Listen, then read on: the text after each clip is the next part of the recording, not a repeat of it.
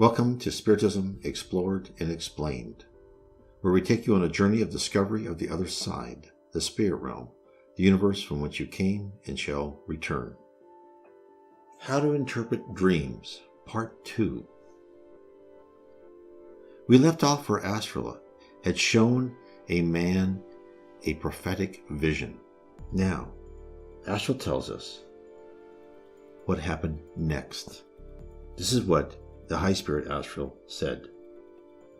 He awoke in the morning with a feeling that he had been in the company of certain men who had been experimenting in some branch of science, but could not recall what it had been about.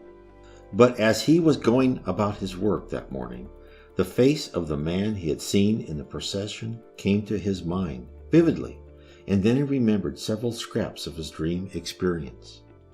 On opening a newspaper a few days afterwards, he saw an intimation that a visit was projected to the town and district of the same personage. Then he began to reason things out for himself. He did not remember the observatory, nor the screen pictures we had shown him as such, but he did remember the face and the retinue.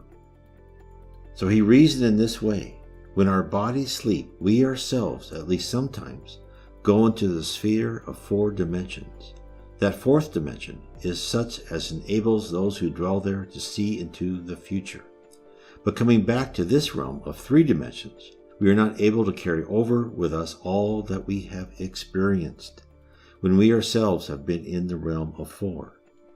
Yet we do manage to hold such items as are natural to this lower realm, such as the face of an earth dweller and a retinue in procession. Astral explained the relationship between the dream and reality of the experience. This is what he said further.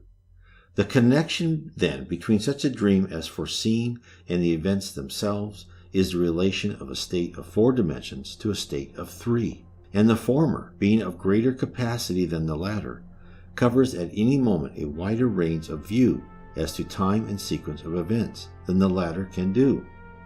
What did Astral tell us? He told us that we who live in a 3-dimensional world where we can place and view objects given width, heights, and depth, time is held constant.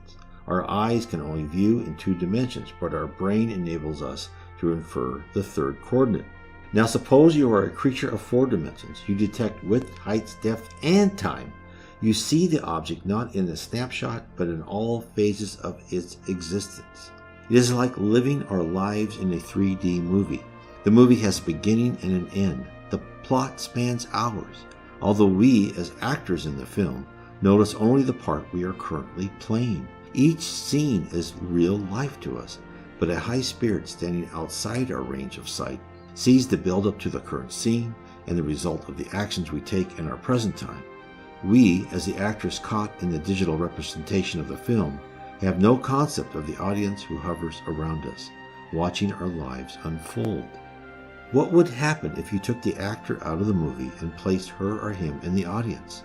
They would have a difficult time trying to understand what precisely they are seeing and could only interpret it through their own point of view. Hence, our dreams are invariably muddled. Our brains are able to decipher the simpler concepts, and we, for the most part, misinterpret the 4th dimensional aspect of our dreaming experience. What does that teach us? It teaches us that given the limitations of our physical bodies, the man who wished to understand prophetic dreams was able to unlock a key concept around dreams and the spirit realm. Astral summarizes his achievement thusly. Now, by such use of his own mental faculties, he had arrived at as great an advance in knowledge as I could have given him direct, and by doing so he had also advanced in mental training and power. For although his conclusion was not such as we would pass muster here without rectification in several points, yet it was roundly and broadly correct, and serviceable for all practical purposes intellectually. I could not have infused into him more than he had found out for himself.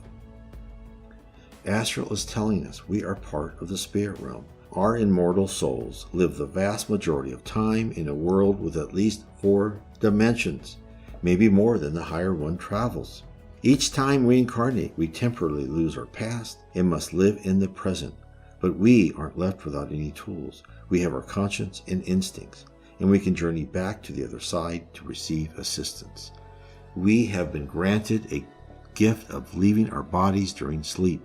It is up to each individual to determine for his or herself what their dreams mean to them and how closely should they follow the perceived lessons resulting from a vivid dream experience.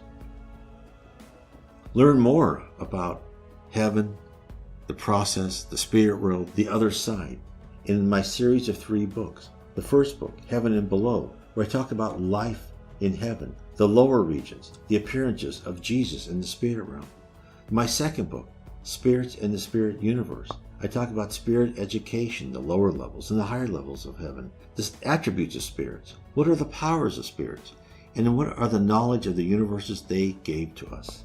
In my third book, How We Are Guided by Spirits, Book 3 of Spiritism as Revealed to an Anglican Vicar, I talk about how spirits guide us humans on earth. What assistance are we given? And lastly, what we have been told about the future. God bless.